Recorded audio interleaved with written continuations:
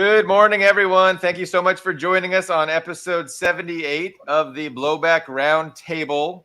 We have a full panel today. I'm Billy Bob on the West Coast. I've got Ben Toth in Pech, Hungary.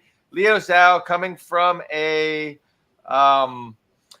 suburb in Berlin. Are you on the outskirts, in the middle of Berlin, north side of Berlin, east side of Berlin? I'm in the north side, former eastern northeast Berlin. Okay. I guess it's a suburb. It's been gentrified, super gentrified. Okay, so you live in the bougie sector. A little bit, not by choice, but because my girlfriend has has an old contract, contract from 10 years. Oh, nice. 15, more than 15 years ago. Yeah, so it's the rent is affordable. Other than that, you find like people like, I guess where the tail end, there are still some former older Easterners living among the westernized yuppies drinking lattes. There's still some these places have been turned into shopping in the area known as Eastern Berlin. There's still some people that have maintained their residence. No, that's great. Yeah. That's great. But we can call your dwellings rent controlled, whereas Ian Kammer is, I think, back in Moscow, based on the nice butterflies that you have at home. Yes, I'm back from Crimea. For those of you who missed me, I was in Crimea for 2 weeks, about 2 weeks. So I missed a couple shows there, but I am now back in Moscow. And Billy Bob, we weren't sure that he'd make it. It's Carlo. Hey. Carlo, thank you for joining us. I'm glad to see you. I was thinking that you might not be able to make it this week, but no, it's good. So the first thing I wanted to, and Carlo, of course, is in Washington, D.C., belly of the beast, and it's noon Eastern time over there. So, we're spanning the globe as usual. The title of our broadcast is Russia, China Up, United States down, and I'm happy to report that is actually referencing a recent global survey, and this is the results of this global survey where appreciation and support, I guess, of the West is in decline, as it should be, and appreciation and support of Russia and China is on the increase. So this is just another sign of the declining empire, which is great to see. But what is our first topic? I know backstage we were discussing Ian Kammer's recent conversion to Marxism-Leninism, as he is displaying with his hat. We were talking about the Victory Day parade that he witnessed firsthand in Kerch. But do we want to continue that? Sure, yeah. Why not? We also have a couple of pictures from your trip in whenever you want to. I can bring them on screen. But yeah, go ahead, bring them on screen. That'd be good. So on the Reading Junkie, this is the latest post from Ian, trip to Crimea photos, and I'm just so we don't have a sidebar. I hope I can do that, and then there you go. It's good. Picture by picture. Yeah. So we started. Bria and I, we started in Sevastopol. I can read that much. So we took the St. Petersburg to Sevastopol train. Of course, we were in Moscow, but we just got on board. The train started in St. Petersburg, and we boarded in Moscow, went down. And that was from Moscow to Sevastopol is 36 hours, about 36 hours on the train. And we spent a few days in Sevastopol, saw a lot of the sights there. Did you go over the Kerch Bridge? Yes, we did go over the Crimean Bridge. And actually, that is, by the way, I want to mention that it is the official name. I don't know why. And I know it's not your fault. Like for some reason, every Western outlet calls it the Kerch Bridge. I have no idea if they're just being petty or what, but it's the Crimean Bridge is the official name of the bridge. It's the Crimean Bridge. But yes, we did go over it there and back, and I got some, and we did see it from the outside, because when you're in Kerch, which is that town by the bridge, There's no. These are still photos of me in Sevastopol. Want me to advance? Yeah, keep going. You just kind of scroll through these, and you don't need to linger too long. Oh, it's except this one. So Soldier and Sailor is a very famous monument that I was hoping to get. Unfortunately, I could not get too close to it because that whole area of the beach is being renovated. So I could not, unfortunately, get too close to the statue, but I zoomed in as much as I can. Construction, it looks like, because that's a guy down there, right? That's the reference. Yes. For the thing. Yes. That's a big statue. Guy. Yeah. Mm-hmm. Wow. Awesome. Yeah, you can keep scrolling. But yeah, when you go through, actually, all of the Crimean cities we went through. Oh, hello, Leica. Little dog. Lots and lots of dogs and cats. You can see they're tagged and neutered, but they just have the dogs and cats. Lots of What dogs ruins are those? It's World War II ruins? So go back. Yeah, so these ruins. This is Khersones, not to be confused with the Kherson city. It's a different place, but Khersones is a very old Greek colony, like before Christ old, like more than 2,000 years old. And it was part of the Eastern Roman Empire. So when Prince Vladimir came down, and this is actually where he was baptized. He did not go all the way to Constantinople, but he went down to Crimea to this Byzantine church in this settlement. So this is actually where Prince Vladimir, which I did not actually know until I came here. I knew he was baptized and then baptized Russia, but I did not know this is the actual exact location where he was baptized, which is very cool. And so it's a tourist site. You can see this, and it's a very big settlement. I didn't post too many photos of it here, unfortunately, but you can keep scrolling. But it's a very big place. The export version of this one we called Zhiguli back in Hungary. I'm not sure what it was called in Russia, but this Lada with the 4 eyes, that was the Zhiguli that we used to love. Yes, and here's just a nice sunset in Sevastopol, and this is, I'm going to be honest, I forget which theater it is, just a theater in Sevastopol. Very nice Your building. Average Russian theater. Yes. Your average Russian fountain. Yes, and so lots of little cool lights and this is Yalta. So we did go down to Yalta just for. That's where Regis lived. That's Regis' apartment. Very Greek again. So Yalta is a very cool place if you're sightseeing. I mean, we have Lenin. Sevastopol, I would say, is better because there's a lot of different historical sites, a lot of military stuff, a lot of just historical stuff. But Yalta is a kind of a resort place. So if you like to go on beaches, if you like boating and fishing and hiking, Yalta is kind of the place for you. It's very much, that's what it's oriented towards. And Yalta, of course, is famous because, I can't remember if I put that picture up or not. But I actually got a picture, and unfortunately, I don't think it's in this post, but I did get a picture of the monument at the old palace where the big three met, where Roosevelt, Churchill, and Stalin met. Exactly. They met. This is where they met, at Yalta. The fate of the post-war world world was decided. Yeah. So at 1944, after Crimea was liberated, they couldn't meet there until after Crimea was liberated. But after Crimea was liberated, they met there. Oh, there's the big three. I took a photo. I did post that picture. I could not remember if I did or not. So yeah, that's an actual monument by this old.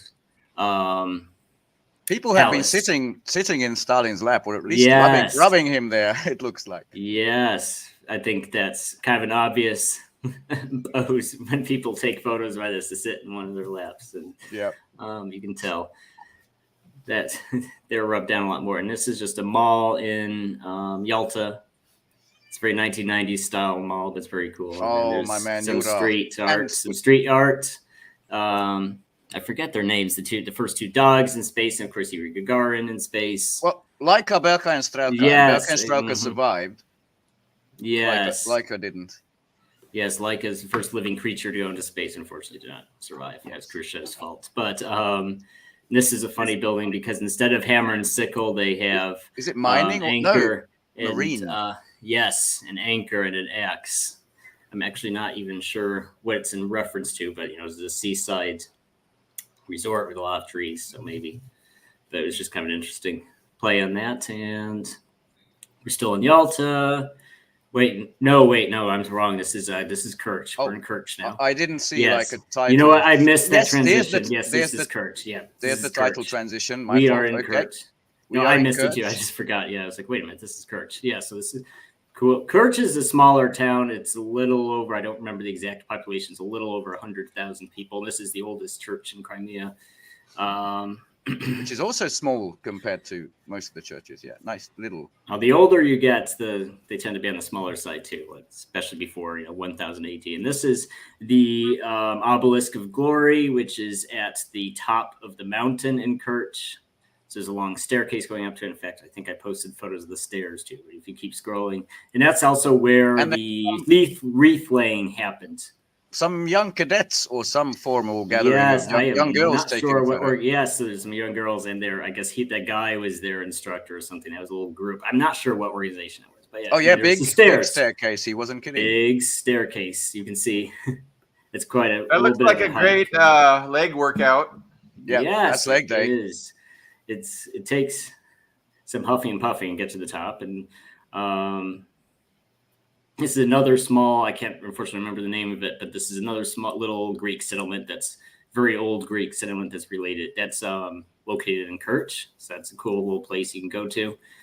And this is on Victory Day itself. This string of photos starting here is on Victory Day itself. You can see the flags. Victory banner. And this is a tribute specifically. By the way, go ahead. This quilted quote that you see here that has these sort of ridges on them, that is what they call, the bad word for Russian is vatnik. That is what an actual vatnik was. This quilted top that the girl is wearing in the statue. I don't know, and the guy too. Yeah, I don't know why they hate on it so much. It's a convenient garment. I don't know, I'm proud of that name. Yeah. And of course, so it wasn't just the main obelisk where they started laying wreaths. Basically, all of the major monuments, even little monuments, got wreaths and flowers placed. And a griffin. A griffin. That griffin was in a picture I put farther up. But yes, that's the griffin. And then below that, you see this is the eternal flame for Kurt, and where they started the Victory Day ceremony. They started at the eternal flames at the bottom of the hill, behind Lenin. Right, at the bottom of the staircase, right? Yes, bottom of the staircase, behind the Lenin statue, and this is the eternal flame, gas-powered. And now this is a very famous quarry, which I unfortunately can't remember the name of, but this is the quarry that was located near Kerch, where... So basically, the story with this, so Kerch was actually occupied twice. The Germans did an offensive and briefly took Kerch right at the beginning of Operation Barbarossa, but they were pushed out by a Soviet amphibious landing after 7 weeks. But during that 7 weeks, they, of course, killed as many people as they could. Oh, Spanish Fabs is with us, yes, and this is the name. Thank you. She remembered the name. Yes, Ejimushka Quarry.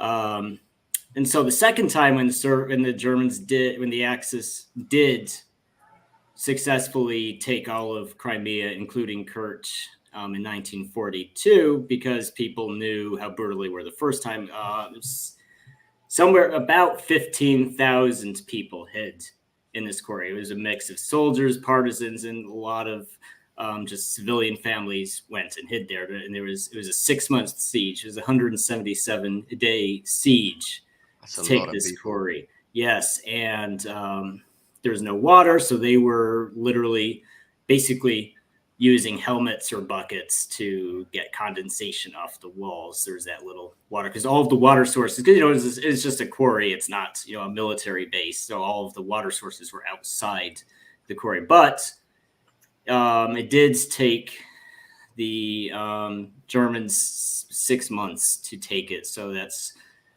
part of the reason Kerch is a hero city, is because of the resistance there. It lasted longer than France and Belgium. It lasted longer than Poland. It lasted several times long. This one place lasted longer than most of Western Europe. So, yeah. That looks like a grand and very educational trip to me. And what I'd like to say after this, Odessa is coming home. I have no doubt of it because, you know, it's named after Odysseus, like that Greek heritage by Catherine the Great. I have no doubt in my mind. But yep, that was Ian's, what do we call these? Assignments. Yes. Yes. In Crimea. Yes, and by the way, if you visit Crimea, Crimea is great to visit, but Ukrainians have officially declared that any trip to Crimea is illegal. So you are, even if they don't notice that you went there, if they don't see your vacation photos and add you on the kill list, you're not supposed to visit Ukraine after visiting Crimea. You are supposedly banned forever from Ukraine. Black bad list. Yes, you're on the naughty list. So it's the honor system. Even if the Ukrainian intelligence doesn't know you went to Crimea, you have to, Scouts honor. Can you imagine, the Obama administration really thought that they could make Sevastopol NATO Navy base. Like that was what they really thought was going to be doable if they only overthrew, the Yanukovych government. They can just, move NATO right into Sevastopol. Like, how delusional are these people? But that was my thoughts. Like, just the idea that Russia would just allow that. Like, ultimately, thank God Russia didn't just allow that. What? A bit of breaking news, because after all the harebrained schemes we can get into, that Europe has ideas of how to still win or just basically scavenge this war or scavenge it. I mean, Grant Sharps was at this Royal Navy meeting or summit or something, and he reiterated, of course you can hit Crimea, targets in Crimea, because we consider that Ukraine. He just did that today. I don't know. I think there's going to be a Zakharov answer to it, probably. There probably already is, but I haven't seen that. That's still their thinking, these people. Western Europeans. And I do want to touch on that point, Billy Bob's point, because, even that was a big takeaway for me, because, there were several takeaways I had about Crimea. One, like Billy Bob said, it just seemed, after seeing it for myself, it seemed really ludicrous that Russia, Moscow, or Russians in Crimea itself were going to go along with a coup and just, be a NATO satellite. Especially because you go to Sevastopol and the rest of Crimea, but Sevastopol in particular, because that was the focal point of wars like the Crimean War. You had the Crimean War, you had World War II, and it just seemed, and not to mention the various wars with the Turks, it just seemed really ludicrous that anyone in the Obama administration or the Pentagon thought that was, maybe they were expecting Crimea to go back to the motherland after the coup. Maybe that was just an accepted loss. But if they were surprised by it, then I don't know what to say, because it looks pretty obvious, especially when you see the number, because there are numerous foreign cemeteries for the foreign soldiers who died there. You have a couple Italian cemeteries. There's a German cemetery. There's a British cemetery. It's just. I watched on Victory Day, May 9th, I watched like a Victory Day procession from maybe 2010, 2012. And they had like a French brigade. They had a British brigade, an American brigade, all there in the Moscow procession. Just no longer. It's gone. There was a great article, by the way, Sonar 21, Larry Johnson, CIA guy, who said Russia remembers, the West forgets. And it goes into detail about how disgraceful this is.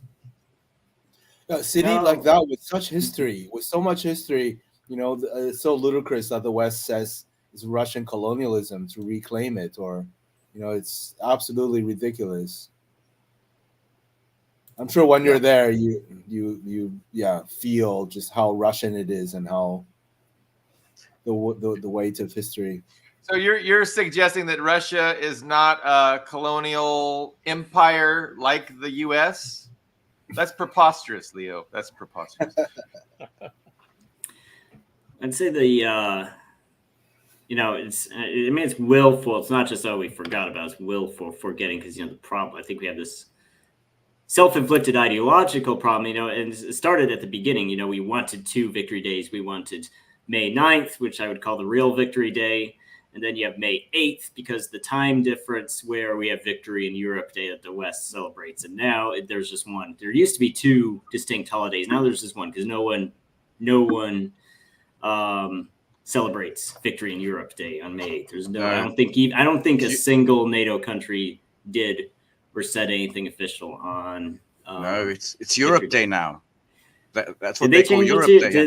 Day. Did they actually change the name? It's the Is that it's Europe official? Day, and it has to do with the founding of the whatever preceded the European Council, and that's what they talk about, this new peaceful European system that we created, and it's completely forgotten. It's just like Lenin's birthday became Earth Day in the 1970s, deliberately, just to wipe the other out. You know? The comparison I like to make about Victory Day is there's a story from the Bible with King Solomon, who had the reputation of being a very wise mediator, because God gave him wisdom. And there's that very famous story of the two women who come to King Solomon with the baby because one of the babies died. So both women are claiming the living baby is theirs.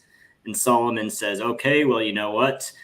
I'm just going to compromise. I'm going to cut the baby in half, and you can both have a piece of the baby. And what happens? You know, the mother who was faking, who wasn't actually the mother, said, okay, that's fine. That's fine. I don't care. But the actual mother was very upset and just said, no, just let the other woman have the baby. I don't want to see him. And Solomon knew, of course, that was the real mother. I think I like to say that, I think that's a good analogy for Victory Day, because right at the beginning, he said, no, we want to split that holiday. We want to cut that holiday in half, May 8th, May 9th. And then the side that didn't actually care about the holiday to begin with stopped celebrating their half of it. Only May 9th is left. Yeah. That's a good analogy.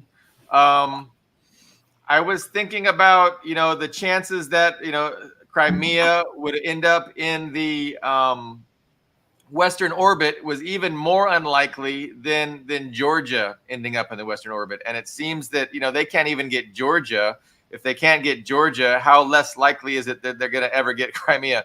But it is good news that, Georgia is realizing that they don't want to become the next Ukraine. And, well done. It looks like there's a lot of effort to by the West to, end this law. And there's a lot of, influence and, there's pressure from go ahead. all the European Union, like foreign secretaries, foreign ministers, put pressure on them.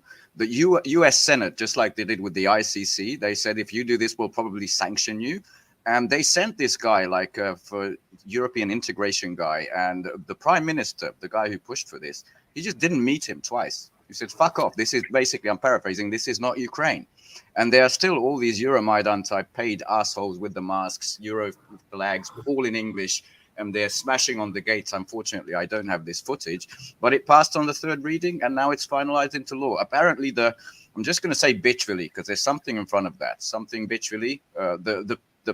What do you call it? The president of the country can still veto it, but it's such an overwhelming majority, I think 80 to 34, that they can override the veto. So well bloody done. I hope they stay the course. Yeah, and then let me ask you about the billionaires. So there's one particular billionaire worth like a third of all of Georgia's GDP, and he seems to be allying himself with Russia, right? Ivanishvili, I think, because he was basically who was before the Chocolate King Poroshenko in Ukraine. He was the middle guy. He was like, I'm going to work with. Yats was before. Oh, sorry, the last Democratic guy who was sort of, he had to go at Maidan because he wanted to work with Europe and he wanted to work with Russia as well. That's kind of him, but he made a fortune on the Russia connections. Now, I don't know how they count their fortune as a third of the GDP. I know how they do it with Putin, as in all the state-owned stuff, they just count as if private property. But that's every headline said this billionaire under the boot of this billionaire. Yeah, he's a wealthy guy. I know that much. But I think it's BS. I mean, it's just like smells one person, no matter. I mean, it's like saying Bill Gates is a third of the U.S. GDP. You have to really, it's the biggest stretch in the history of stretches in a modern economy. Say one person owns a plurality. Yeah, but that's what you do when you got the good righteous protesters. Then there's the big billionaire jackboot. That's how you project it. That's how you're supposed to. I want to say, as far as who the billionaires are signed with, or how people. I mean, those. If you're making a buck for a Western NGO, and probably if you work for a Western NGO in Georgia, especially, you're probably getting paid more than you would get in the local economy if you're getting. Oh yeah, you have to pay more. Yeah. Yeah. So of course those people are personally affected by this. So I understand. Of course they're upset because that's. And I revel that in gravy this. train might go away. But the big thing is, as far as the country as a whole, as far as the economy as a whole, and I argue, particularly with people from the Garden of Europe, the European gardeners on the Borel's garden, yes. They say, oh, well, blah, blah, blah, blah, blah. And it's like, well, you know what? At the end of the day, you can look up Georgia's trade balances. So, of course, and I did about a year ago look up Georgia's trade balances. So, of course, China, I think, if I remember correctly, just in raw numbers, China is their top trade partner because, let's be honest, China's kind of everybody's top trade partner. Most of the world, yes. But their most important trade partner is Russia because, of course, all the energy comes from Russia, that Russian gas. Even from what I'm told by people who lived in Georgia, even the stoves in the private houses are all gas. It's Russian gas. They're very dependent on it. And also not just giving Georgia, selling Georgia stuff, buying Georgian stuff. I mean, I don't know, what's Hungary like? Can you, like Ben, could you go into a supermarket and buy, Georgian products? You see a lot of Georgian food products, wine products. What do you see? What does a supermarket look like for you? Do you notice it? Very rare. Unfortunately, since 1989, our country was built to serve and sort of exchange with Germany. So most of the brands we see in the Lidl supermarkets, the Spar supermarkets, the brands from the German shit. But I have seen some Ukrainian salt. I think it might have been from the Soledar mine. So I've seen some of that. I don't remember. There are specialty stores like Gruzian cuisine where you can probably get those, but I don't see them on most of the shelves. So. Yeah, I think it's probably true in just the Eurozone in general. They don't, because Georgia is not in the Eurozone, so why would they buy this crap?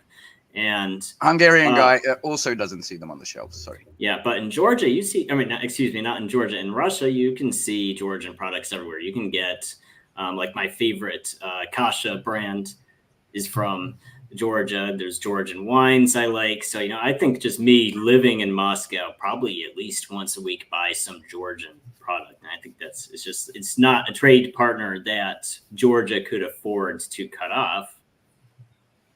So it's very vindictive, and the Europeans get so upset. They're like, well, why don't you, cut off your nose to spite your face because we want you to. And, I haven't seen this product, but apparently we have some chocolate from the Chocolate King on Hungarian shelves as well. So, we're just so happy that, the government of Georgia is deciding to look out for the interests of the Georgian people themselves. And that's all we really want. And it's very dismaying when these governments don't do that. Like we're just in dismay. And like, we're upset that the civilians of these countries allow their governments to do policies that aren't in their interest. But can I have some?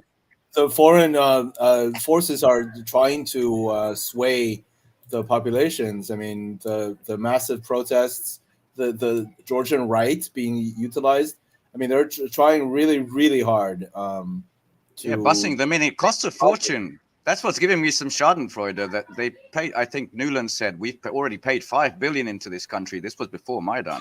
Like, imagine the fortune this must have cost just to fall on your face by a Farrell. It's just, brilliant. Well done, Georgia. But that guy, Mr. Prime Minister, just please watch your back. Be safe. Yeah.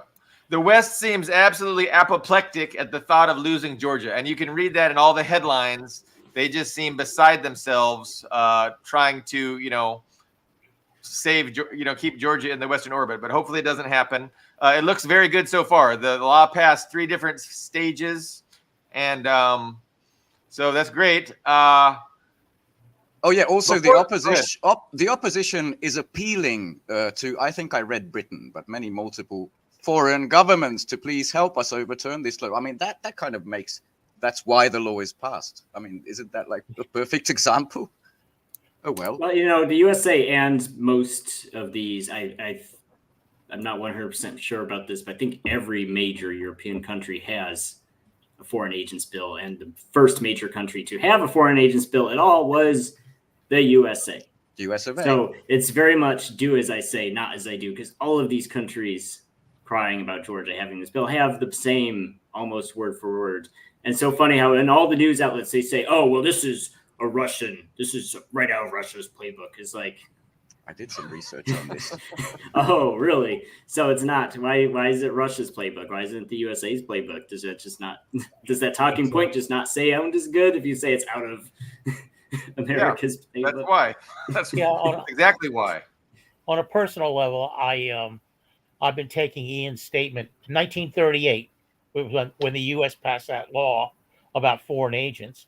So, and I've been heavily barraged with Twitter propaganda about Georgia, and I would answer it all with a cogent quote from a U.S. Department of Justice talking, which laid out the 1938 plan, and over and over and over again. So I finally got a comment back from X or whatever you want to call it, and they said we've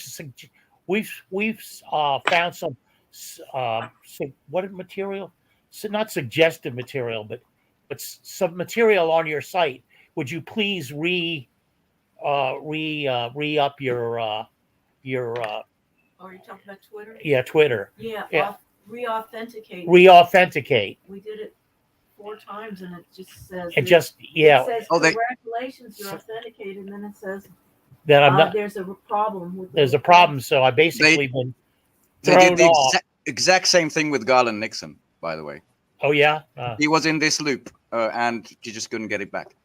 Yeah. So, but apparently, as I kept doing it, I would see that I was introducing these facts to a lower and lower number of people replying. First it was like hundreds of people, so it wasn't going to get read. But then after a while, it was like 4 people. Sometimes I was the first one to reply, so I could see that they were getting worn down by the fact that they're just basically dealing in falsehoods and lies. So, how do you get around your pretense that you support freedom of speech? You know, you make all the platforms privately owned, and then hey, when the private owners regulate the speech, it's not the government doing it. That's perfectly legit. So it's just a farce. It's a pretense that the West cares about freedom of speech.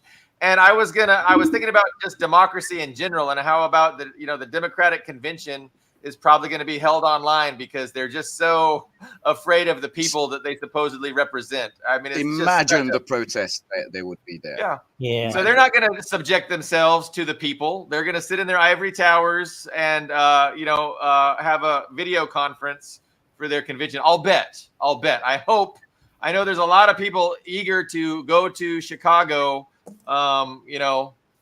Tony Montero and his group was going to go over there and raise some hell. So yeah, they don't want to subject themselves to that. So I expect they're going to end up doing it online, and they were very happy to do it online during COVID. And they're like, "Oh, this is great." No, but anyway, we're changing the subject a little bit. So I apologize. Before we change, because yes, I want to respond quickly to Ian, who said every major country has this fire law. I actually did some pre-research, and these are the countries that actually have them. The USA, as Carlos said, 1938. Russia, 2012. Hungary did one in 2017, but it was reworked in 2020 under EU pressure. And now we have the Sovereignty Protection Bureau, which was passed last year. So we actually have one. Australia in 2018 in collaboration with the US Department of Justice. So that's kind of a selective one. Then there's the Bosnia and Herzegovina, the Republika Srpska, which is a non-declared one. That they passed it in April, so not so long ago, 2024. Countries that tried to pass it but didn't. Number one is Canada, Canada, but I just like to. Anyway, 2021 proposed it against Russia, China, and Iran, but it's still not passed. The EU itself proposed one in 2023 over Qatargate, but it's apparently there was some pushback from the US and couldn't pass it. And now we have Georgia. So that is the complete list of existing and non-ratified FARA. There's not so many in the world, guys. I would have thought there would be more. That's interesting. I'm glad that's all I could find. Yeah. It's kind of, it's really kind of sad when you think about it, that Daddy USA has the bill and then just kind of beats its little vassals. No, no, no. You can. I have this law. It doesn't mean you can. You know. Exactly. It's Yeah. which is a completely sensible law. to have. Absolutely, it is. Yeah. It is. I mean, the USA doesn't want potentially hostile countries, influencing its media. It's just a completely sensible thing. If you don't lock down your own media, someone else will influence it. It's crazy to think that wouldn't happen. And the U.S. was first, and they've had it for 84 Yes. years. Well, it's very much, I think dishonest people fear being done to them what they do to other people. So I think it's not a coincidence that it is a sensible bill, but it's not a coincidence that the USA was the first by a long shot to do it. Yeah. So. Ben, did you mention China? Does China have a law? I didn't mention China because it doesn't have the equivalent of the FARA law, but I think the law there, maybe Leo would know some more, is so strict that you got no chance of, I mean, there's everything has a China variant with very strict laws. But that's interesting because it suggests that, just because you don't have this particular law doesn't mean the West has free reign over your... Oh, no, they're busting spy rings every other year. So obviously they have mechanisms, but I don't know what they are, Leo. Maybe. And other countries might have mechanisms too, without this particular law. So, but yeah, I mean, there was a censorship. I know it's more difficult to get into the Communist Party of China, CCP, than it is to get into the Green Beret Special Forces in Britain. So I imagine there's huge checks. Just so you're not going to easily be a representative of the people while taking foreign money. You can see all the corruption cases, people getting detained or just killed. So yeah, it's risky business. There's been some unrest in Hungary, right, Ben? Yeah, they have this European injection guy, Mr. Magyar. I don't know what, but I don't anything that that has surfaced from him. It doesn't seem to be legally damning to the government. And it's all about, let's raise a stink. And it's all very, very Brussels smelling stuff, big EU flags, big English signs saying, help us, we want to free Hungary. And I don't think it has a lot of momentum, especially now that Xi Jinping's been here. By the way, everybody has heard about Putler in the Western press, but this guy, Jakub Janda something, a Czech guy, is the first guy I saw Schittler from, as in Xi Jinping. Like, look at Orban talking to Schittler. That's the first time I'm seeing this one, but that's it. You can understand if the EU has like comprehensive FARA laws, it will be used against the Putinists and the Shiists, not against Brussels and the US. Definitely not. Also, the new offensive actually has cracked CNN. I was so surprised that they broke away from the Trump trial. Is a trial with the porn star Stormy Daniels. Yeah, Stormy trials and the hush money. Right, in the hush money, and they actually mentioned the Kharkiv, the Russian invasion toward Kharkiv. So so anybody, what do you think that's all about? I know now Shoigu is finally going to have the retirement he requested 2 years ago, but no, he's not. He's by not. The way. He's been promoted. All the Western headlines says he's fired or demoted. He's been promoted. He's the head of the National Security Council. He's actually going to be the big. Right. But yeah, okay. So I don't know. I'll just set it up quickly. This all began, I think, Friday night, because the first time I heard about it was Saturday, which means this is a 4-day. The West calls it an offensive, right? And what it did, Kharkov, there's talk about a Sumy one, which is also in the north, there was a 1,000-kilometer front line, which was being fought all over the place, like multiple, at least 100 times a day. And suddenly that got like 1.5, like extended by 500 kilometers. That's basically what happened into a quiet area. And then the BBC interviewed these guys saying the Russians just walked in. All the first line of defense, the minefields that were supposed to be there, there's not there. And Ukrainska Pravda, their Pravda in the Ukrainian language, not the English ones, saying where the shit is that? We played millions of hryvnias to companies that don't exist, and they're just moving. I think there are 6 or 7 villages at this point encountering basically no resistance. There's mass evacuations. There's also mass surrenders that you can find on social media that people won't talk about. And now there's panic. They've sent Syrsky, the commander-in-chief of the Ukrainian forces, there into the Kharkov region. They sent Budanov. They're blaming each other pretty publicly on the internet. It's your fault. It's your fault. And suddenly just the level of the panic is they sent Mr. Blinken, the rat, to Kiev on another unannounced little visit, and the official line is to reassure them of the steadfast support that the US has, and there's also blame game that it's because of the late arrival of the Western aid and all that delay, and it's just wonderful to see. The second title I would have had for this is we're in the end game now, because now they're relocating people, from Chasov Yar, the last big 8-year fortified settlement they still have in Donbass, and they're sending them up to Kharkov to meet this, I think, a tiny kind of shaping buffer zone. But we have a military guy with us, and Ian might disagree on some points there. So very interested to hear what you think. Well, so it's kind of interesting because it's new, but it's also a repeat of things we've seen already. It's interesting how these quote unquote Western intelligence agencies reporting through the media that, Russia is going to attack in the spring, Russia is going to attack in the summer, Russia is going to attack in the fall. And they did this every year for years until 2022, Russia actually did attack, and they basically just walked in. It seems like despite saying every day Russia's going to attack, they did not seem prepared for it at all. And there was, they tried to retroactively say, we knew Russia was going to attack, and we had it all planned out. I was like, no, you didn't. It was very obvious. They just kind of walked in and had that northern and southern and eastern thrust, took Kherson, took all these different towns. It's totally unexpected. And that's kind of what happened again, because they've been talking about Kharkov for months. They've been saying, Russia might attack Kharkov. Russia might attack Kharkov. And they were saying this. I remember 2 or 3 months ago, I was seeing speculation in Western media about them attacking Kharkov. Then one day they actually did attack it, in that direction at least, and walked in again. So it's like... Yeah, 240 square kilometers. I don't know what that is in Imperial, but that's what I read yesterday. That's just 3 days. It's a lot more than Ukraine's entire 2023 offensive. Way larger than that by now. Yeah. Yes. So it's, I've said this before. I think it's this kind of broken clock syndrome. Western mouthpieces just say Russia's going to attack, whether or not, and they don't actually know anything. They just say it. So when it does actually happen, it's a complete surprise because they didn't actually know anything.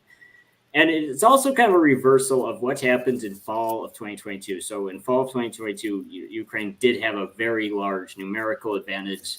They still had large Soviet stockpiles. They were getting all of those former Warsaw Pact stockpiles and NATO stockpiles.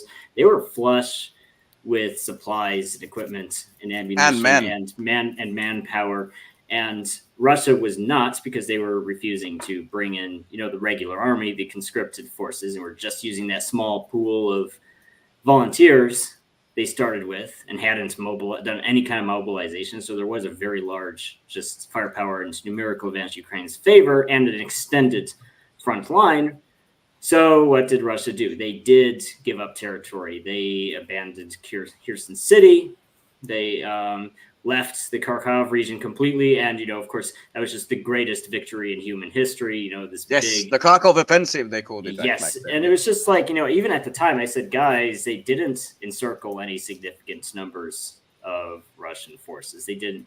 They just and it wasn't even anything brilliant tactically about it. They just drove in and didn't really meet any resistance. So it wasn't a sign of Ukrainian armed forces being tactically brilliant either. They just walked into abandoned territory. So Russia was willing to give up territory to shorten the front lines so they could use the manpower they did have. And also, one thing that happens in military operations is something called mission creep. Mission creep is when you go into an operation. Okay, here's the specific victory conditions I want. But what can happen is mission creep, where you get sucked into this trying to take more than what you had originally planned, trying to do more than you originally planned, and just drifting from what you had originally wanted. That's mission creeps. And so I'd say right from the beginning, Russia was good at avoiding mission creep, and they weren't getting sucked into trying to hold territory like Kherson, like, oh, we have Kherson, so we have to hold it forever, no matter how No. They difficult always it give is. up land for an just, advantage. yes, so they traded space for time is what they did. But now it's reversed. Now it's in Kharkov region, and it's a reversal. Ukraine has a lot of disadvantages, and are they going to be willing to trade space for time? So far, they haven't. They've been fighting tooth and nail for every square inch of territory.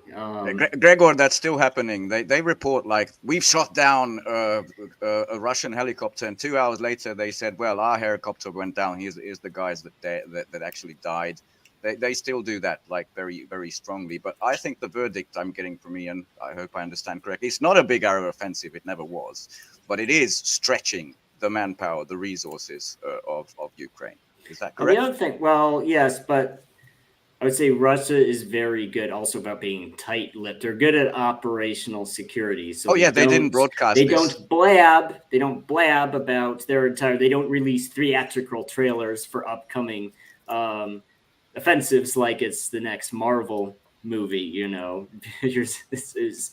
So even right now, after that Kharkov offensive has started, their public statements, which are vague enough, they don't really tell you anything. So they want this 10-kilometer buffer zone, which they might be happy with. They might do more than that. And they're also vague about how many resources they've committed to the offensive and how much they still have that they haven't sent over the border. I don't know the size of the new North group. I know it's been announced. They have to. I mean, they did good publicity. They came up with I don't know if it's an old symbol or if they just made it up. There's that cool diamond-shaped. They're thinking ever since I think Z and V accidentally became viral. It's called the Jungnir, which I think was also the spear of Odin for some reason. I actually looked up that symbol. So they have that northern offensive, and it's still at this point fairly small, but it's I'm seeing panic. There's a lot of panic. Me too.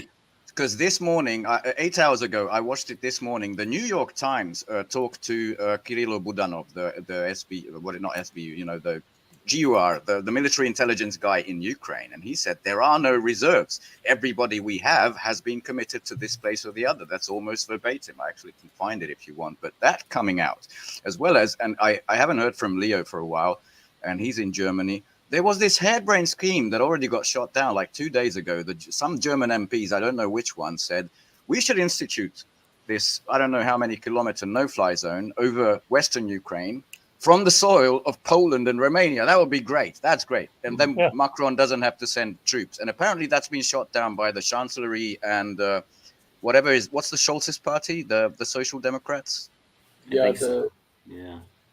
SPD, I think. Maybe I'm wrong. Yeah, but I think so. Apparently that was shot down before it could even grow roots. What's your thoughts on that? It's just ridiculous. I mean, even people in their own administrations are seeing the impossibility of any kind of significant anything that NATO can do. Really, yes. I mean that's realistic. It's. I mean, it's supremely comical, but of course also very scary because of these harebrained. Because defeat is not possible for these people to accept. Their massive egos, just civilizational hubris, and a career they built in this system. Of course, personal level as well. Of course, yeah, it's maddening. It's maddening. If you look at the logistics on every front, right? In terms of military, in terms of economics, in terms of diplomacy, in terms of even propaganda, even perception, even global perceptions. It's just insane. What ideas they will come up with? I shudder to think. Yeah, that's the thing. A cornered animal can be very fucking dangerous, and especially the Brits. What the hell will they come up with next is what I'm thinking pretty much every morning. But yeah, they don't even have their own, increasingly, they don't have their own societies on side. Wondering if you want to see a couple of clips of some lies repeated again and again. I'll just start with Mr. Rishi Bloody Sunak here, who said this again. And this, I think, but the German Chancellor, Mr. Scholz, also said, which I found astonishing. Listen. Putin cut off the gas supplies. It had a devastating impact on people's lives and threatened our energy security. And in this world of greater conflict and danger, 100 million people are now displaced globally. Yes. Putin cut off. Yeah. Putin cut off when he destroyed the pipeline that he created and he controlled, that just cut Europe off of the gas supplies. And why would Putin do that? Britain's even worse because someone already matched this with I think 2023. The Foreign Office declaration, embargo. We will no longer receive Russian oil, which means it's the British fucking government that did that. And here's Admiral Rob Bauer, the Dutch bastard. For a long time, when it comes NATO. to politics, we thought if you have a mutual economic relationship between nations, we will never have war again. Well, that has been proven wrong, because we thought we had a contract with Gazprom. We thought we bought our oil and gas from a company, but that wasn't true. When Putin said to Gazprom, close the valve, they did it. It's not in that contract. So that is a serious thing we have to live with. That's enough of this Dutch bastard. But yes, you see him? He told him. Putin told Gazprom to turn off the tap. I don't know how they can get away with this. I don't know how they can do this in public. It's kind of like when Hitler and Stalin colluded to take over Western Europe. Remember? And that was going to happen until, of course, Hitler stabbed Stalin in the back. But no, they were together working to take over Western Europe. It's the rewriting of history. It's the self-serving, dishonest rewriting of history. But, I wish I had that. I wish I had that. Apparently, it's been removed. That Karine Jean-Pierre that turned out to be a deep fake. That said 79 years ago, we, the West, we defeated Berlin. We defeated Stalin with the help of our Ukrainian allies. But now Berlin is on side, but the enemy in the East still exists. I mean, it's a deep fake, but that is where we're going. That's why I wanted to show it, because that is in many ways where we're going. One last thing. The Panic in Kiev produced something golden, which I love, and I hope you'll enjoy. It's not so long. Check this out. With the red alert, the Soviet march music, of course.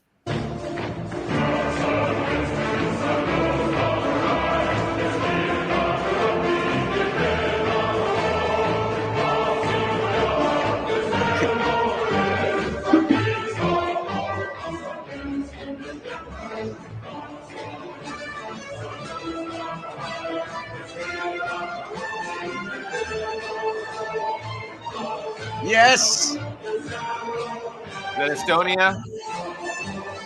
Well, not so much, but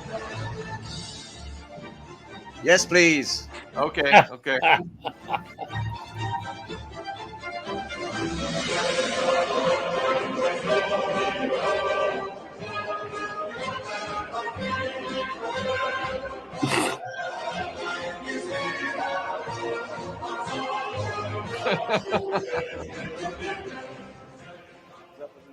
Polska? Это подарок Сталина полякам. Может, друзья ваши забыли?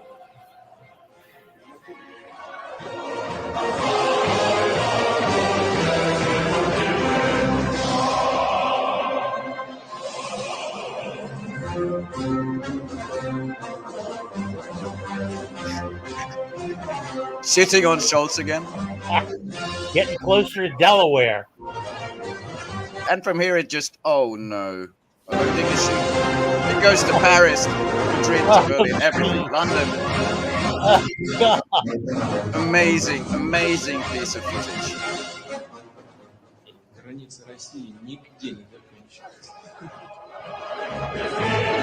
Beautiful.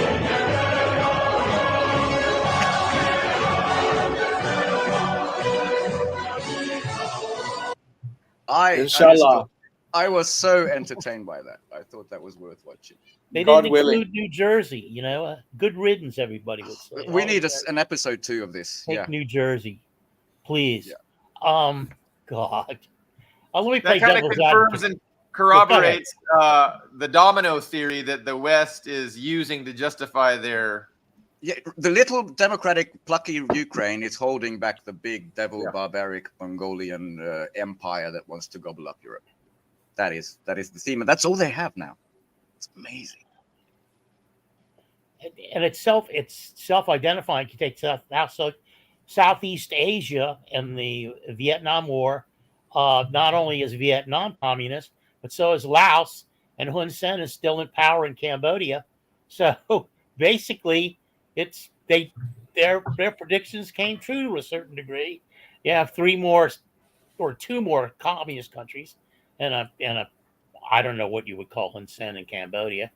And oh, don't forget North Korea. It's part of the new axis of evil that they try to use, which is now Russia, China, Iran, North Korea. That seems to be the current level of expansion of the axis. Yeah, another one. But it turns out that it's no big deal. Like, who cares if it's a communist government in power? Like the West has done business with them, no problem. It's just that when the West tries to, take their sovereignty, that's where the problem is. If the West would just let these countries be sovereign, there could be the liberal, vision that they pretended to uphold and convinced Gorbachev that, they had this liberal vision of peace through mutual prosperity, and but it was a lie. I can add something to that because I watched Alexander McKay. I recommend the Marxist-Lenin Stalin Institute, something like this. He's part of the CPGBML London. He's a fantastically knowledgeable guy, and he said what Gorbachev did with the West was not a deal, and I think the Russians would echo it was an unconditional surrender. It was basically, there you go, whatever you want. And that's why Russians hate him. And that was a big setback for the communist movement too, because a lot of Russians perceive, I think, that the communists sold the country because they think he was an actual communist, where he was this sellout, West-loving jackass. And, after that, the drunken bastard who they put him to power, Yeltsin, that just doesn't matter. That was just continued looting. But yes, we need Alex on the show. And you're one of the strongest advocates of that. Welcome, Todd. We will talk to him one of these days. Yeah, I just wanted to add that bastard is not what I define as a communist, and I think most Russians don't either. No, he was deceived. I don't think he was intentionally selling out. He was given a whole bunch of promises, and he believed them, and he thought, we're gonna have this liberal vision of a global trade, and we want to be part of this global trade, and we're going to be able to maintain our sovereignty. NATO is not going to move 1 inch to the east. But what a fucking idiot for believing that. So I don't care what he believed. Functionally, he signed the surrender of the Soviet Union. For sure. Yeah. I mean, the crux of the problem is that liberalism is just fraudulent from its core. I mean, liberal values, progressiveness, sure, we all like that. That's fine. Join the European family, sure. Georgians, why not? Europe was very cool for a long time, for 100 years. But it doesn't stop there. There's a domination. There's that comes with a package, right? And there cannot not be. There must be with liberal expansionism or like prosthetic conversionism, expansionism. Yeah, so we still come down to the central issue, which is that liberalism is a part of colonialism. It is a justification for It's the most modern iteration. Yeah. Capitalist imperialism. Yeah, there's no two ways about it. I mean, the French colonies in Africa, some of them were democracies. Some of them were basically warlords ruled them. It doesn't matter to France as long as functionally they function as a colony. It doesn't really matter. It could be a caliphate. French don't care. Yeah. But as soon as they disobey, yeah. Yeah, you know, I was just speaking of Africa. I was just talking to a friend of mine. I mean, just very basic questions, right? That people don't seem to think about. You know, there's a heavy military presence from the U.S. in Africa, right?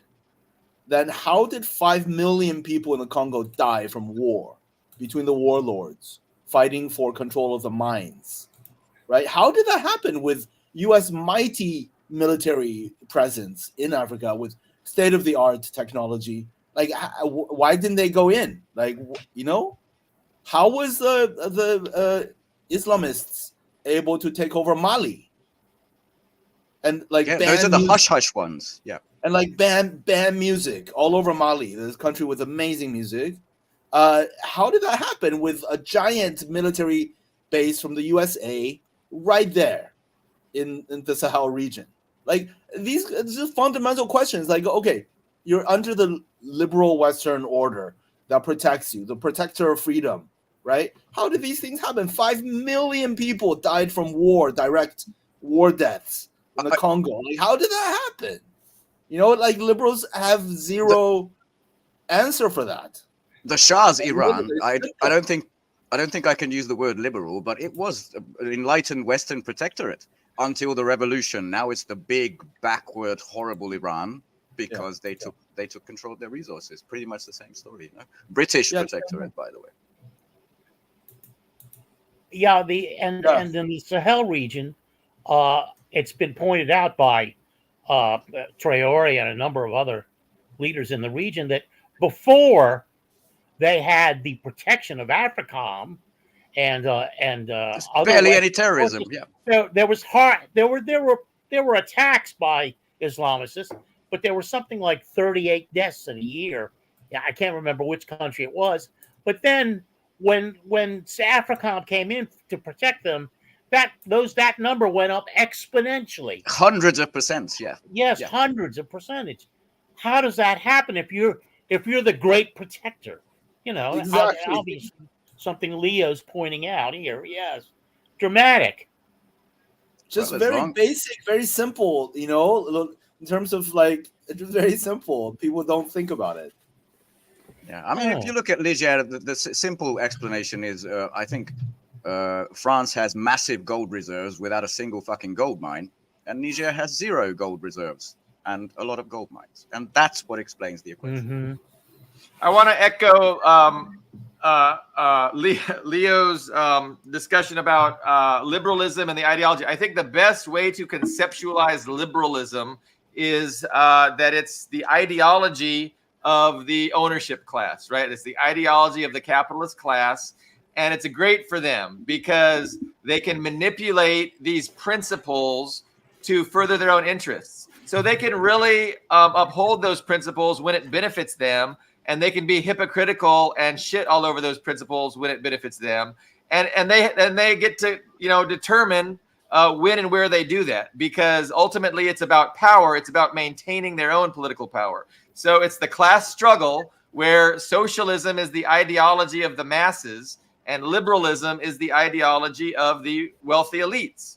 And as long as they proliferate liberalism, it maintains their own control over society. And, socialism is the emancipating ideology of the working class masses. But I mean, that's the conceptual framework that makes the most sense to me. And I want everybody to adopt, because if everybody thought like me, this world would be perfect. And it's dead. What historian that said, when he was asked, what's the difference between liberals and communists? He said, communists are the ones who really mean it. Ooh, I don't know this quote, but that's feel good. I should. Then, Stalin said, objectively speaking, liberalism is the moderate wing of fascism. Moderate wing of fascism. These are all true. And you like can see Leo it in says, today's world. It wouldn't exist without imperialism. It couldn't But it's exist also without the luxury of imperialism. yeah, Yeah. absolutely. The Absolutely, thing is, it's fraudulent because it's based on that. But I think it's important for us to also remember that the purported goals of liberalism, right, that they say that they are for, Yeah. right, the ostentatious public proclamations, Virtue signaling, virtue of signaling. virtue signaling of this ideology, we are not against. We communists want to realize that we want equality, community, and justice. Progressivism, freedom. Yes, I mean fraternity. Yeah. I want to build communism. It's as simple as that. But absolutely, yes, and we want individual freedom as well. We want individual freedom, but only as part of a collective. Under the only conditions under which real individuality is possible, real expression, individual expression, and freedom of self-determination. So yeah. Also important to point out that ideologically, they are opposed, but only in the sense that one is an authentic path towards those things, and one is absolutely a lie, a fraudulent pretense.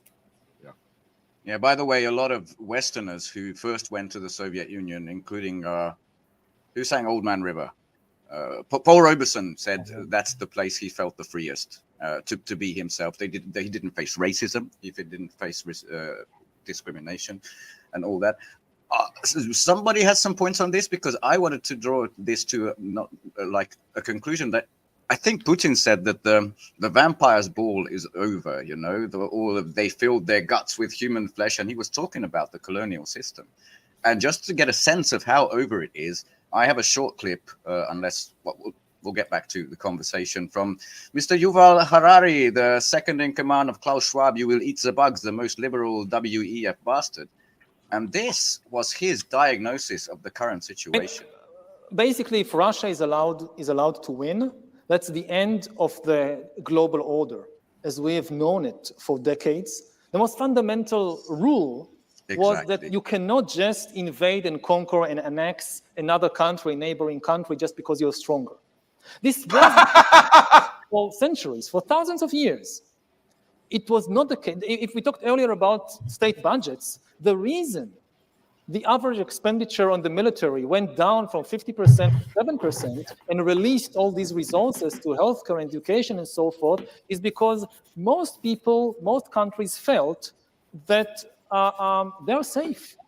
That even if they have a strong neighbor, it's just not done anymore. Maybe there'll be some kind of border clash or whatever, but the idea that the neighbors will just invade us, conquer us, and annex our country, it's just not done.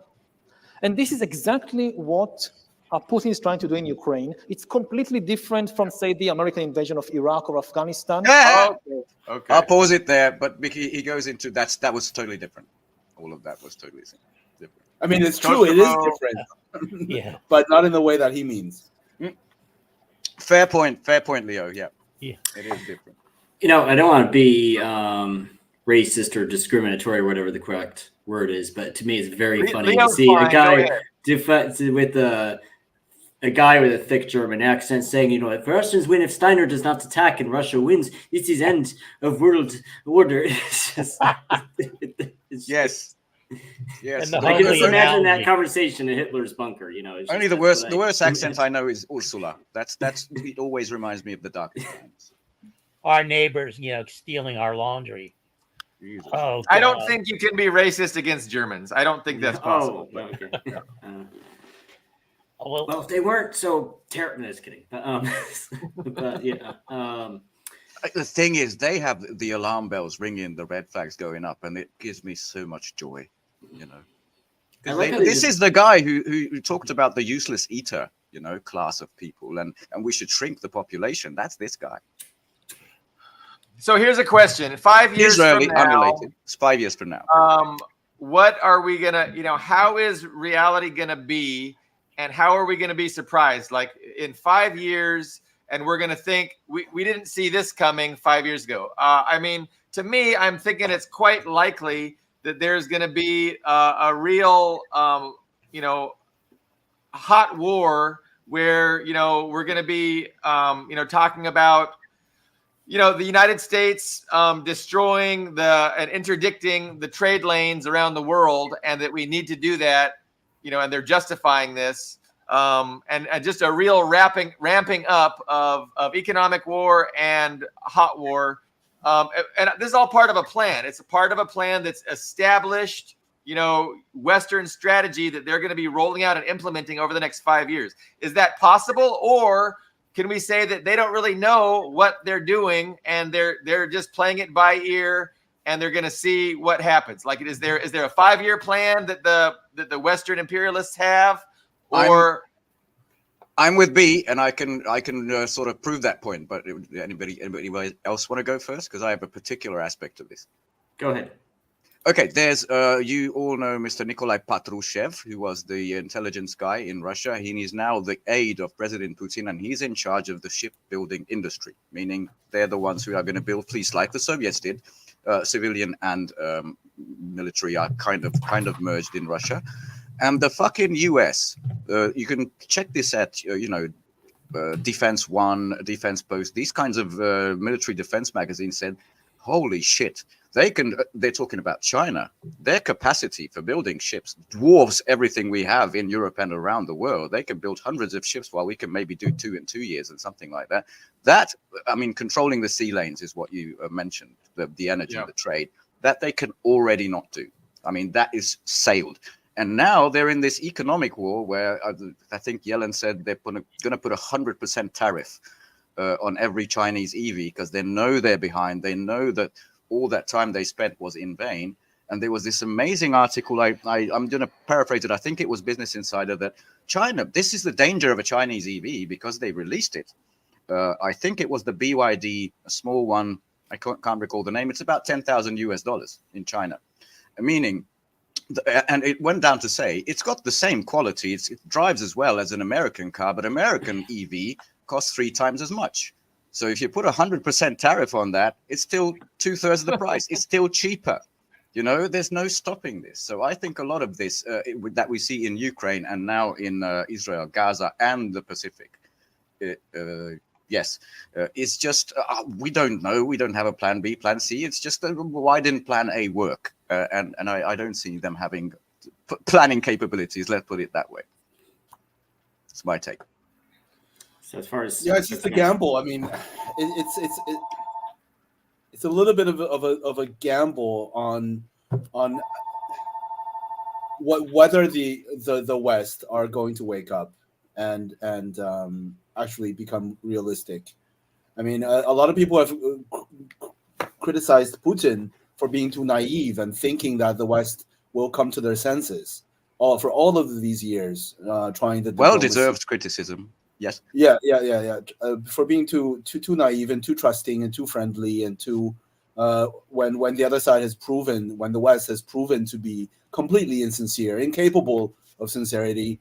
But what other option is there? We have to bet on people coming to their senses because there is no other there's no other thing to do. I've a reverse of my previous Trotsky all-out smash the imperialists sentiment, which I said in semi-joking fashion last time I was with you guys. But yeah, I mean, one has to think that with the just reality hitting you in the face, I mean, people must come to their senses at some point. And wondering what that sobering moment is, because they don't seem to be snapping out of it yet in Western Europe or in the US. I think they're still embracing these. I think the most important thing to assess the risk versus probabilities or whatever is still to understand the international bourgeoisie, the Western bourgeoisie, right? In the international monopolistic system called imperialism, like where are their allegiances? It's not with the nation states, right? European bourgeoisie are not really, they don't give a fuck about Europe, because they're getting rich themselves, and the ones in the U.S., fundamentally their interests, are not served by nuclear war. So it's just a matter of how they can maintain their exorbitant power and wealth. Can they at this point? That's the question. And I mean, she is just, he's straightforward. It's conflict or cooperation, and the choice is yours. So, they're going to have to do their calculations and come to a decision. They're running out of time, the West is. And so I don't know, I think things could improve from here. Alternatively, the West could choose to double down on chaos and conflict and think that their interests are going to be better served by doing that. So, Xi and Putin, they're going to try and persuade the West that that's not necessary, that we don't need to go down that road. By the way, the next time we speak, Putin will already be in Beijing at the invitation of Xi. He'll be there Thursday to Friday, pretty much matching up what the silly Europeans told, the silly Macron and Ursula told Xi Jinping, and then the Hungarians and the Serbs. So yeah, I imagine the intelligence services of Russia and China are going to be the first to know when there's a definitive answer to that question about what the West is going to double down on. And again, we might be naive. Like looking back in 5 years, we might think that we were naive sitting here thinking that cooperation was an option ever. And that's the thing. Like, you're right. Like, how naive are we to sit here assuming that the West is able to cooperate? Because I'm not sure. That's kind of what I imagine in 5 years we'll be looking back at, like, what the hell were we thinking? You're right. You're right, Balazs. But I mean, look at Europe. Our prime minister, by the force of the surroundings, was saying, okay, we have to open to the West, otherwise we're fucked. And other than that, it's Fico. All the rest still think they're the prancing pony of the world. They're in a deep, deep hole, and they keep digging. And the thing is, the damage would be less if they stop digging, saying, okay, we want to deal with China, we want to deal with Russia, we want to have civil relations, we'll just be a normal country in the case of the US. We're not going to dominate the waterways. It would be better for the people in the US. And they won't do it. Yeah. I think that's absolutely true, Retro. And that's their answer. That's always the answer of capitalism to an economic crisis is war. So, it's hard to imagine, what that looks like right now. But again, if we check back in 5 years, I think we might see it play out. And just like the run up into World War II, we might be in that same exact kind of situation. Speaking of nukes, just a short clip. He's not a representative sample, I think, of the leadership of the US or even the capitalist forces. This is an extremely not gay senator from, what is it, North Carolina? This is him. Well, can I say this? Why is Sorry? it okay for America to drop 2 nuclear bombs on Hiroshima and Nagasaki to end their existential threat war? Why was it okay for us to do that? I thought it was okay. To Israel, do whatever you have to do to survive as a Jewish state. There are people like that. Yeah. He's his position, his election is secure. I mean, he's going to remain a senator till he wants to leave. He knows his constituency and he's playing to it. But the Gaza situation, I think, will be seminal in shaping the world in the next 5 years. And I can't predict how, really, but it's so horrendous. It's so gut wrenching, and we hardly discuss it on this show because it's so simple to see what's actually going on. That there is a true attempt. Everybody knows. Cleanse the whole region of Arabs, of anybody else, and Christians too. Anybody else but Jews, anybody else but Zionists, really, when you come down to it. So I'm convinced that Anthony Blinken knows this. Miller knows this. They have to know this. They have to see. So there's a recent new PR offensive trying to pretend that the U.S. is opposing what Israel is doing and trying to pretend that, hey, we're doing everything in our power to stop this this escalation into Rafah. And so I guess there was like one shipment of munitions that's temporarily being held up as the virtue signal, showing that the Biden the genocide Biden is not on board. But it's all PR. And ultimately, the U.S., if they wanted to, could have stopped it today. They could have stopped it 2 weeks ago, 7 months ago. And the fact that they don't really tells us everything we need to know. But yeah, I mean, we're complicit in this genocide and this ethnic cleansing. And hopefully that changes. Hopefully there's enough pressure on the administration to do something else. But, they've got a lot of power, and the people, the disenfranchised masses, really don't have much influence to exert. Yeah, but pressure, even if it's, I completely agree, it's just a PR offensive. At least it shows there was pressure. Go ahead, Carlo. Yeah. So I just wanted to say, domestically, Biden is only doing this to establish his re-election potential, because it's on the wane. It's definitely on the wane. And I keep remembering what Regis said about his 3 sons. Regis Tremblay said, and I'm hearing this echoed throughout the internet. That is, if Trump wins, everything is fine. If Trump loses, they're not going to believe it was fair. So it's a fait accompli. That's a possibility. It's all down to Trump. And I will predict this. I think if Trump loses, there are enough people out there that are crazed that they're going to make Timothy McVeigh, Ruby Ridge, and Waco look like a waltz in the park, and that will force the deep state to come down on them, and that not just 50 or 100 or 200 of those militia suckers will be killed. I think maybe hundreds, if not thousands, would be wiped out or arrested. And I think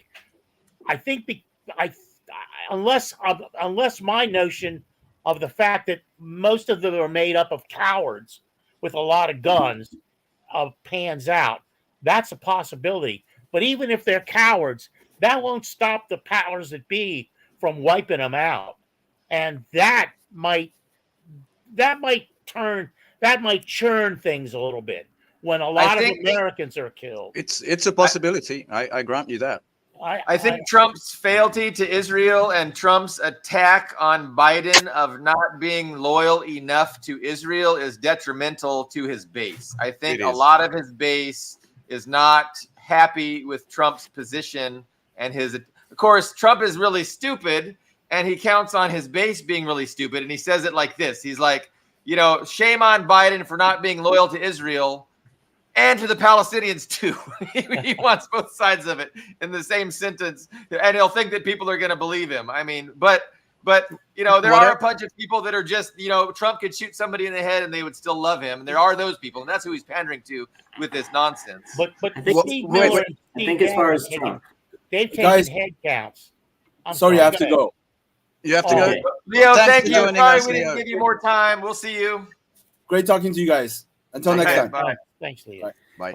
I think as far as the 5-year prediction is, I mean, it's very tough to predict because we don't even know. I mean, really, who is even going to be president of the United States in 5 years? Because it's not going to be Biden. It's not going to be Trump because it's 5 years, not 4 years. I mean, it's just, it could be anybody. We don't even have a clear picture of that because there's just nobody really. I mean, DeSantis apparently wants to be president, but he's apparently a voter. How much does that matter, though? To me, that doesn't even matter who the figure Well, is. I mean, I think it shows just how difficult it is to make even simple predictions. We don't even know who. We don't even have an idea of the candidates for presidency. Oh, you might have 3 or 4 presidents, if you trust that Civil War movie. That right. Well, we know the policy isn't going to change. We know that there's policies put in place. I think as far as Trump goes, I think he cut a deal because a lot of his criminal investigations were just postponed indefinitely. And he did a complete flip-flop. I mean, it's hard for me to believe that's a coincidence. He did a complete flip-flop on Ukraine. He went from saying I could resolve it in 24 hours. This is the leaked plan, right? Which is completely unacceptable every step of the way to Russia, by the way. Go ahead. Yeah, so he went from saying, and I think he was correct when he said he could solve it in 24 hours, because when one side of a conflict is 100% dependent on you, you can end it in 24 hours by just forcing them to the negotiating table. And so he's correct when he said, but he did a complete flip-flop saying that he supports, Ukraine returning to their 1991 borders and all that. So I think and he apparently was rewarded by most, at the exception of Stormy Daniels and maybe one other probe on him. It seems like they rewarded him by postponing most of the criminal investigations they're threatening him with. I think it's likely that they're making some backroom deals with him. And Trump, and I've been saying this, he doesn't really have any principles. He just does what he thinks it works best for him. And right now, apparently, because Biden's falling apart, I think the powers that be are prepared for a Trump presidency. I don't necessarily see it as an issue. I mean, they'll generate hysteria about it, but they don't necessarily see it as an issue. They're just like, well, if Trump, I remember that movie. He'll just, we'll have Trump. He'll keep because he was already sold on Israel. There wasn't any doubt that Trump was ever not sold on Israel. We just needed to sell him on Ukraine, which apparently they succeeded in doing. Wait, have you heard the latest on that? I know we're over time, but I'll do it quick. It was the Foreign Secretary of Britain, right? That guy, David Cameron. Apparently, this came out in the Times magazine, now picked up by Reuters. He convinced Trump that the best way to go is to get to a stalemate by the end of 24, where he can rush in and he can say, okay, I'm going to make peace, but basically support both sides until then, which is now he's in trouble back in the UK. And Rishi Sunak said, no, I disavow this. But apparently that's why this whole stupid leaked plan of his came out in the Washington Post, I think. Well, do you remember when we had a talk about the 60 billion and how Trump backed it? And I suggested that this might be because Trump doesn't want to be the bad guy in this situation, because if that bill just got stuck in hell, and then it would be Trump's fault, and every newspaper would say that in the world would say that it's Trump's fault that Ukraine fell.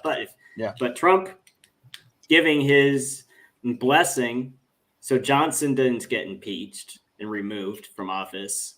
They stopped Moscow Marjorie. Right, and she just got shut down. She was pissed by Democrats, which I think is new. Yeah. Well, there was one Democrat I saw on CNN. I don't remember which Democrat it was, but he basically says Republican majority is doing the same thing as and he was quite proud of it. It's just like it's like having a Democrat majority.